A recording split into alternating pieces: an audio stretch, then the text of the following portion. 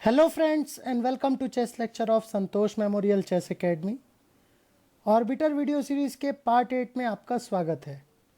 पिछले वीडियो में हमने चेस क्लॉक के बारे में देखा था, आर्टिकल 6, जिसमें चेस क्लॉक के जितने भी कंपटीशन रूल्स थे हमने उसको कवर करने की कोशिश करी थी।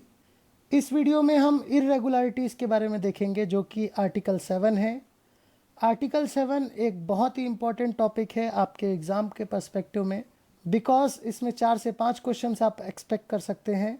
अगर आपने आर्टिकल 6 का वीडियो नहीं देखा है तो आई वुड रिक्वेस्ट कि आप आई बटन पर क्लिक करके उस वीडियो को विजिट करें।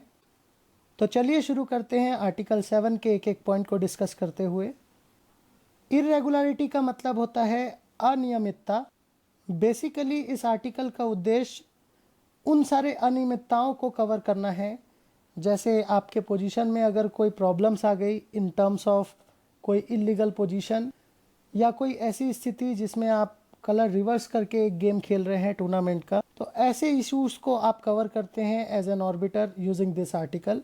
आर्टिकल 7.1 सेज कि अगर किसी पोजीशन में कोई इरेगुलरिटी आती है और ऑर्बिटर ये फील करता है कि कुछ पीसेस को रिवर्स लेना पड़ेगा ताकि एक कंसिस्टेंट पोजीशन आए, तो ऐसी स्थिति पर ऑर्बिटर को क्लॉक टाइमिंग्स का भी विशेष ध्यान रखना होगा कि एक सही डिसीजन का यूज़ करते हुए वो दोनों के सेटिस्फेक्शन के हिसाब से अपना क्लॉक टाइमिंग्स को एडजस्ट करे।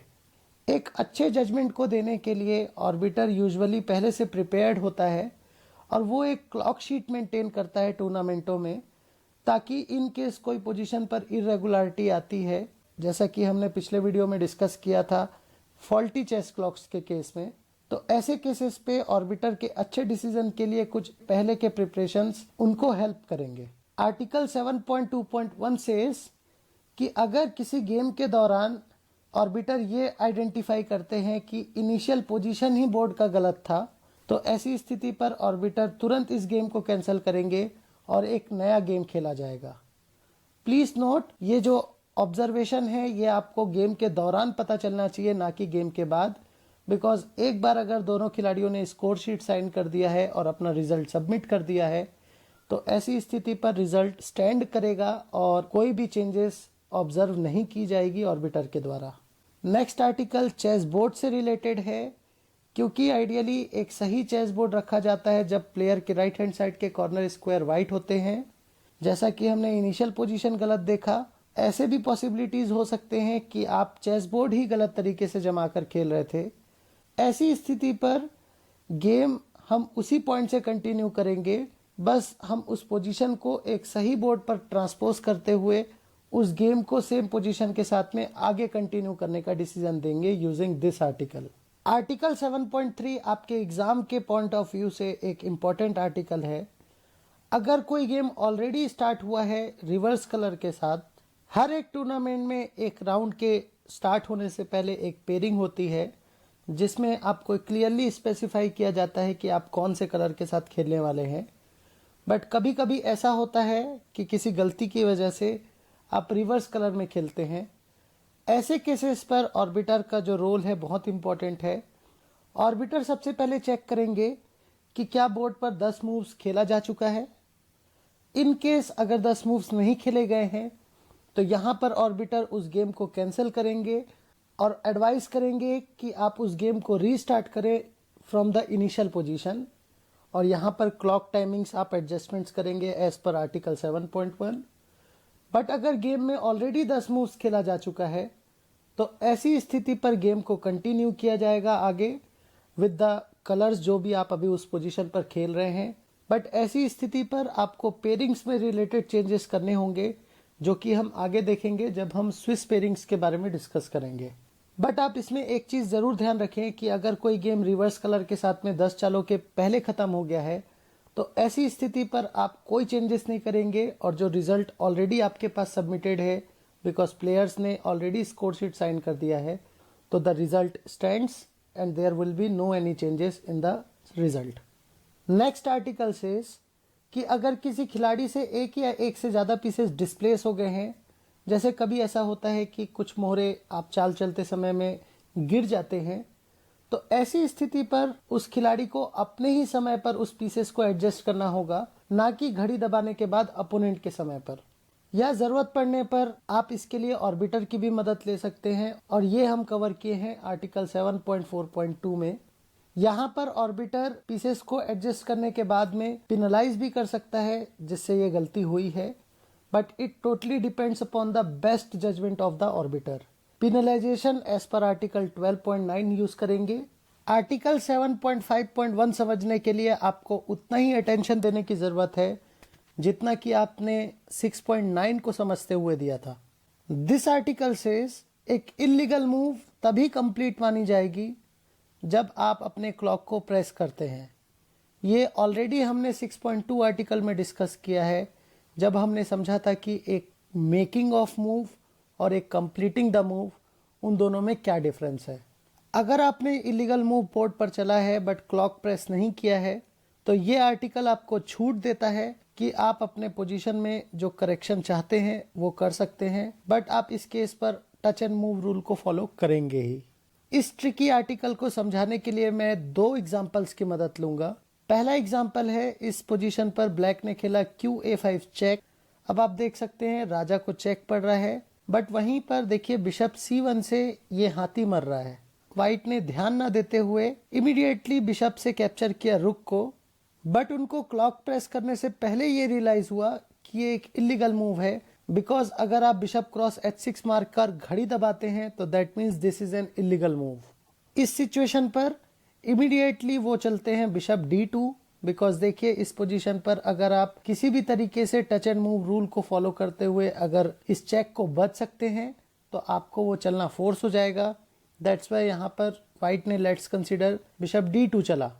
यहाँ आपका ओपोनेंट क्लेम नहीं कर सकता बिकॉज आपके पास में आर्टिकल 7.5.1 है जो ये कहता है कि क्योंकि आपने अभी तक घड़ी नहीं दबाई है इसलिए जो भी आपने इलीगल मूव चला था that will not be considered as an illegal move. और इसी पोजीशन को यूज करते हुए हम अपना दूसरा एग्जांपल समझते हैं कि लेट्स कंसीडर यहाँ पर ब्लैक ने क्वीन की चेक दी A5 से, व्हाइट ने बिशप को टच कर दिया and he played bishop E2। भले ही उन्होंने यहाँ पर घड़ी नहीं दबाया है और रियलाइज करते हैं कि ये एक चेक है एंड अगर वो बिशप E2 चलते हैं तो this would be N illegal move. ऐसी सिचुएशन पर वो क्योंकि देखिए बिशप से चेक नहीं बच सकते किसी भी तरीके से, तो ये इन एनी केस आपके आर्टिकल 4 के हिसाब से जो कि टच एंड मूव रूल को कवर करता था, तो ये एक इलीगल मूव डिक्लेयर की जाएगी।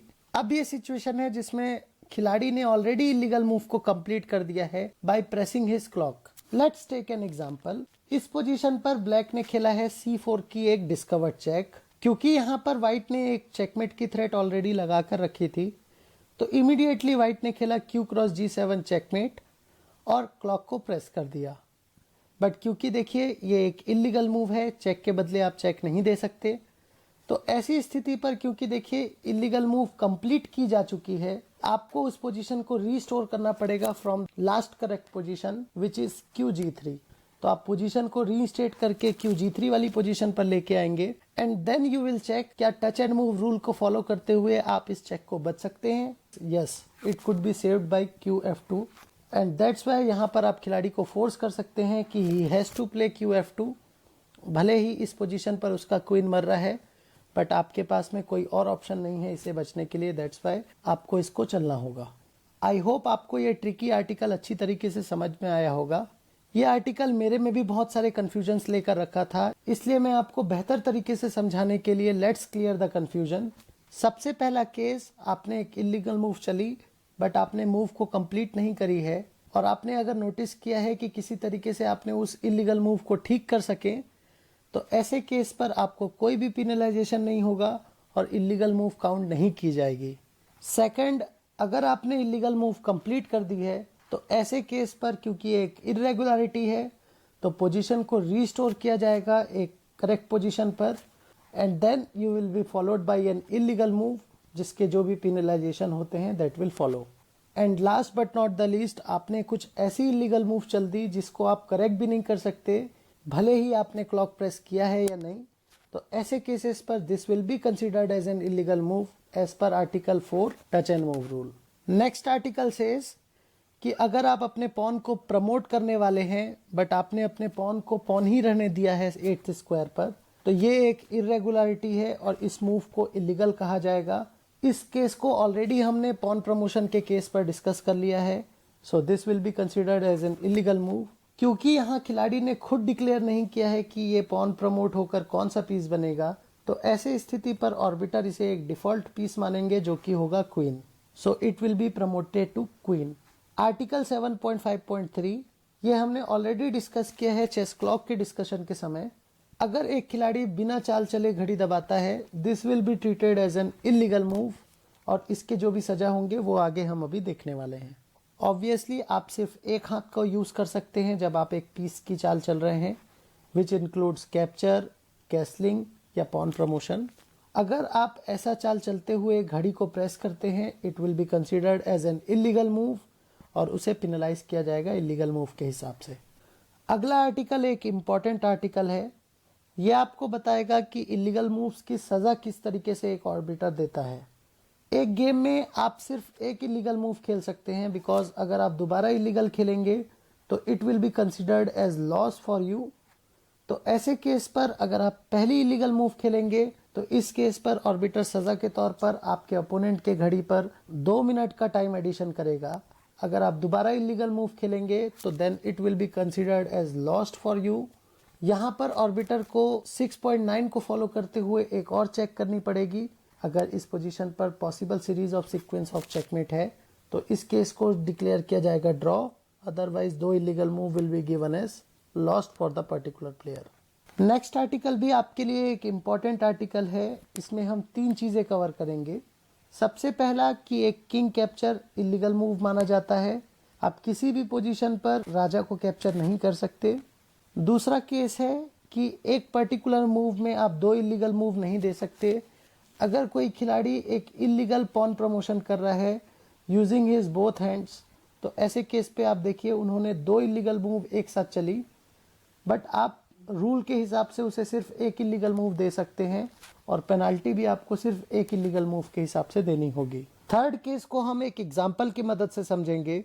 व्हाइट ने खेला E4, C5, night F3, night C6। अब यहाँ पर व्हाइट खेलना चाहते थे D3, बट जिस तरीके से उन्होंने D3 खेला वो पॉन D3 और D4 स्क्वायर दोनों को ही टच कर रहा था। आइडियली उन्हें अपने ही समय पर उस पीस को एडजस्ट करके D3 स्क्वायर पर रखना था, पर उन्होंने इस पीस को करेक्ट नहीं किया and the game continued.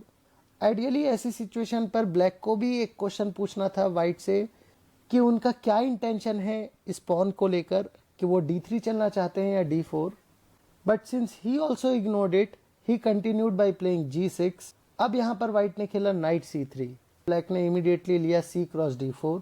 Obviously white को यह मंजूर नहीं हो सकता बिकॉज व्हाइट ने एक्चुअली इंटेंशन के साथ में खेला था D3। तो जब ऑर्बिटर आते हैं तो he will be using article 7.6 for this type of irregularity. Article 7.6 बोलता है अगर किसी गेम के दौरान कुछ पीस डिस्प्लेस हो जाते हैं अपने करेक्ट स्क्वायर से, तो आप उस पोजीशन को बैकट्रैक करके ऐसी पोजीशन पर लेके जाएंगे जहां से इरेगुलरिटी हुई थी और वहां उस पोजीशन को करेक्ट करेंगे and then you will continue the position from that particular point. तो यहाँ ऑर्बिटर ने पोजीशन को बैकट्रैक करके D2 वाली पोजीशन पे लेके गए and his decision will be to ask the white player कि आप इस पोजीशन पर D3 खेलना चाहते हैं या D4 and the game will be continued from that particular point. ये तीनों ही केसेस आर्टिकल 7.6 के इम्पोर्टेंस रखते हैं आपके एग्जाम में। प्लीज़ इन्हें ध्यान से समझिएगा। आई होप आपको आर्टिकल 7 अच्छी तरीके से समझ में आया होगा, बिकॉज ये एक ट्रिकी आर्टिकल है। तो मैं एक्सपेक्ट कर सकता हूँ आपसे कि आपको बहुत सारे कन्फ्यूजन्स होंगे। In case if there are any confusions, please feel free to share me your comments in the comment box. We will come back with our next article. Thank you guys and have a nice day.